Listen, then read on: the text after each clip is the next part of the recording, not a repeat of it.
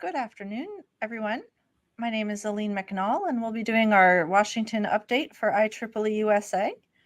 To start us off, I wanted to introduce our new Director of Government Relations, Eric Heilman. Eric, take it away.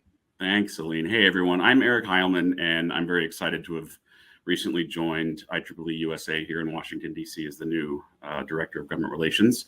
I'm very eager to build on my career of over 20 years working in legislative and policy matters, both in the public and private sectors. As all of you are well aware, the government relations team here at IEEE-USA is top-notch, and I look forward to working with everybody here, all of our members and volunteers, to help further advance our mission to be the eyes and ears and the voice of America's technology professionals, both here in Washington and throughout state capitals. I'm excited to be here. I've got a lot to learn, but I've got a great team helping me to get up to speed. So I will turn it back to Aline to walk through this week's policy update. Welcome, everyone, to this week's Washington update from IEEE-USA. Let's get started. IEEE-USA wanted to celebrate with our members involved with the James Webb Space Telescope the anniversary of the images, the first images that telescope released. These are, of course, from NASA, and so the images are all NASA images, but wanted to celebrate the anniversary of the James Webb Space Telescope actually sending us these back. An update on international space policy news. The UN Committee on the Peaceful Use of Outer Space did have their annual meeting, and topics included ways and means of maintaining outer space for peaceful purposes, space and sustainable development, space and water issues, as well as space and climate change.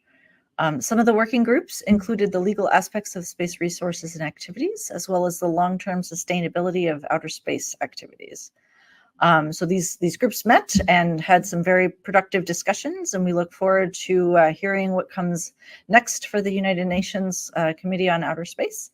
The scientific and technical committees of this group, as well as the legal subcommittees, did release reports, and those reports were accepted.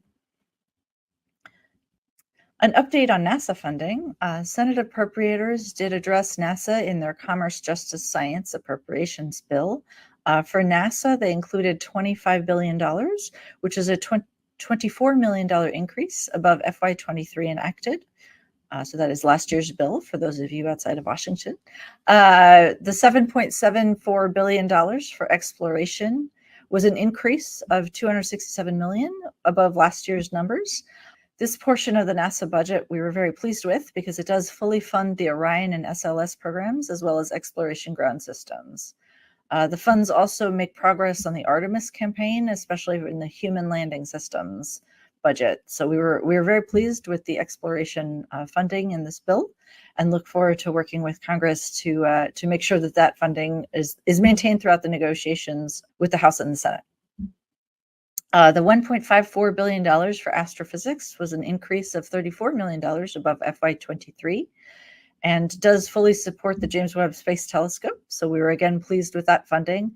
And the $805 million for heliophysics was $54 million above the president's budget. So we certainly applaud the Senate and appreciate their work on NASA funding, and look forward to seeing this bill move forward as the appropriations process continues. In the House, looking at the overall NASA funding levels, the House appropriators included $25.366 billion, which is an increase of $300 million above FY23 enacted. I look forward to chatting more about House funding in a future update, but I did want to include their top line number in this one. A look at energy policy. So as many of you are aware, the CHIPS and Science Act did authorize energy policy programs throughout the Office of Science. And we were certainly pleased with the fusion energy program authorization of $50 million. And then the bill also, of course, contained provisions that alter a few of the programs within the Department of Energy. Some of these include the Advanced Scientific Computing Program, Quantum Network Authorization, the Nuclear Physics Program, Scientific Lab Infrastructure Program, as well as Accelerator Research and Development. So we do look forward to working in this appropriation cycle and the future ones on appropriating these funds so that the agency can, in fact, enact some of these provisions and work towards the goals in the CHIPS and Science Act. Moving on to defense policy, the National Defense Authorization Act in the Senate is certainly under discussion at the moment. They did release their bill last week. So in that bill, the research, development, test, and evaluation funding is listed here. And then it included Space Force funding as well as funding for each of the areas of the Department of Defense. So some of the things in that bill include codifying Space Force's role with respect to relations and combat command. It establishes a change in the National Security Space Launch Acquisition Program to allow for greater competition. That changes the acquisition authority for satellite systems, especially with the Space Development Agency, and it directs a report on space operations between the U.S. and its allies.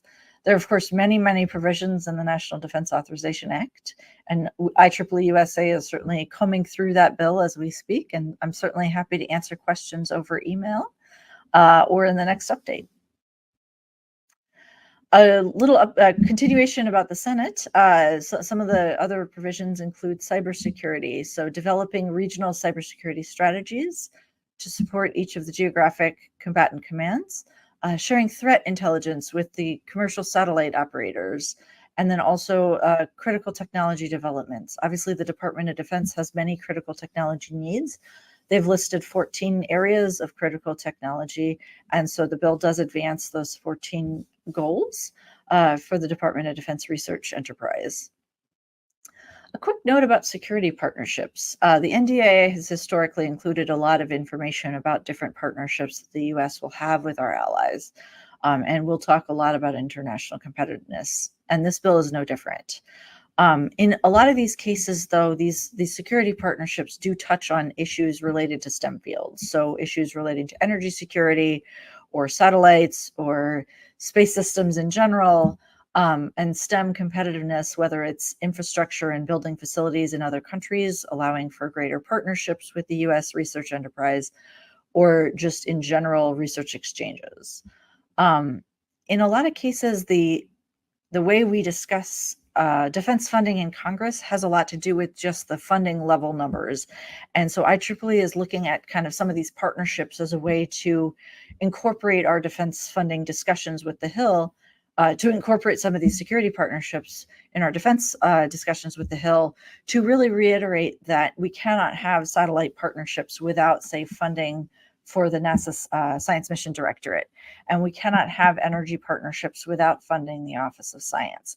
And so that's a change a little bit in our perspective in our kind of discussions with Congress, is looking at kind of the implications that the STEM funding has on these security partnerships and how we can really utilize our need for these security partnerships to then demonstrate the need for the funding for these STEM programs.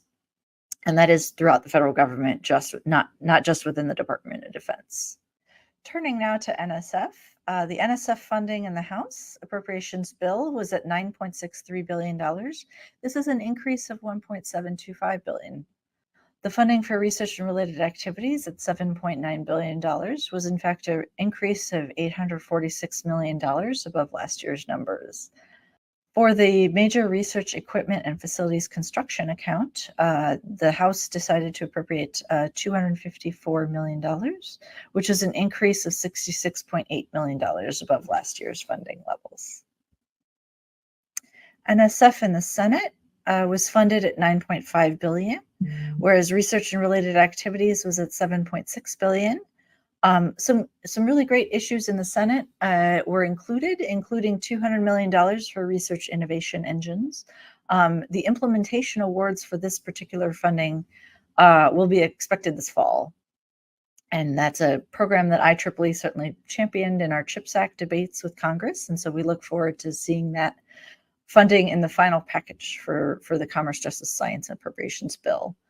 We were also very pleased with the fact that the Senate did call out education and training programs, which were funded at $1.23 billion. Turning now to open access, IEEE has been heavily involved in debates on open access with the Hill for many years, and certainly has had discussions with the administration since they published their memorandum, which was ensuring free and immediate and equitable access to federally funded research. So none of the funds made available may be used to implement, administer, apply, or enforce or carry out the Office of Science and Technology Policies memo. This is language that House appropriators included in their bill. And so this will stop the Office of Science and Technology Policy at the White House from moving forward with open access efforts in FY24. And IEEE looks forward to working with Congress to ensure that these provisions are maintained in the final Commerce Justice Science bill. So concludes this week's legislative update. Happy to certainly answer questions or receive comments and wise remarks by email. The next update will be August 3rd, 2023, and I look forward to seeing you all online then. Thank you so much. Have a great afternoon. My superpower is engineering. I've been a roboticist almost all my life now. I think engineering is just as creative as the arts. Engineers, we solve problems. It impacts the world. It makes a difference. Without IEEE, I don't think I would have the network that I have. Anyone can get involved with IEEE-USA at any time. There's an immense amount of value for anyone at any career stage.